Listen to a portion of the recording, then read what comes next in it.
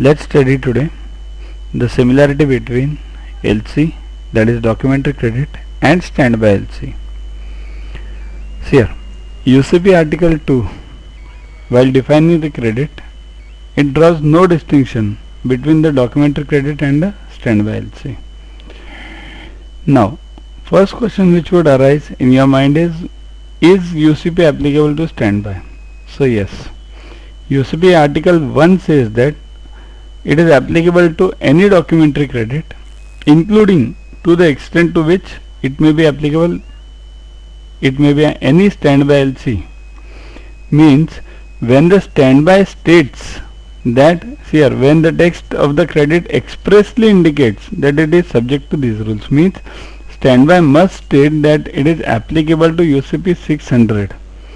Many a times when you receive the standbys, you receive it under two norms. First is UCP 600 and also ISP, latest version. So it is applicable to standby if it clearly states, means that standby states. Now, what is the similarity in beneficiary for LC and standby LC? Both have the common undertaking from a third party, guaranteed third party, trusted third party, means generally it's a bank. But in standby there can be other party, and in LC there can be other party other than the bank, but it's up to the judgment of the beneficiary to decide whether he should accept that LC or standby if the trusted of the third party is not a bank.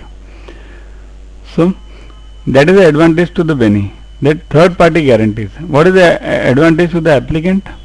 Applicant knows in both these LC and standby LC. See here, the documentation of standby LC is different as compared to LC, but we'll study it whenever we study the standby part, ISP 98 or latest version.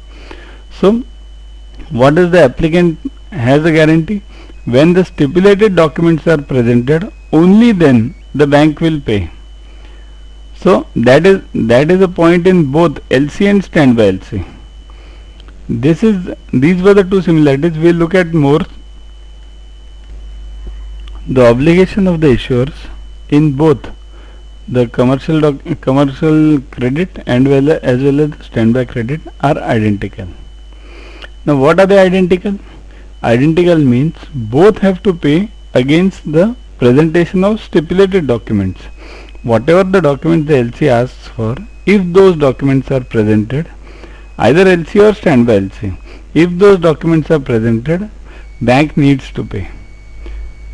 Then the last part is the issuer is not concerned with the underlying sales contract or the goods or services or the performance. This is very important point, because as a bank we are not concerned with the sales contract, pro forma invoice, purchase order, whatever, or any other agreement between the buyer and the seller.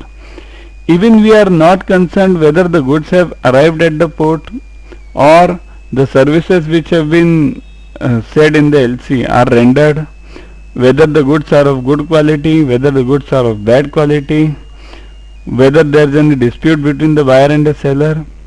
We have to pay as a banker whenever we receive the documents stipulated in the LC. So these are the main similarities between the LC and the standby LC. We'll see the differences one by one in separate videos. So keep studying and keep watching these videos. You can also get with explanations question bank from yuvaguru.com. Also you can download this app from Play Store to get these videos, these notes, tests, online tests, new job openings, means everything related to banking and the financial world. So keep studying, keep watching.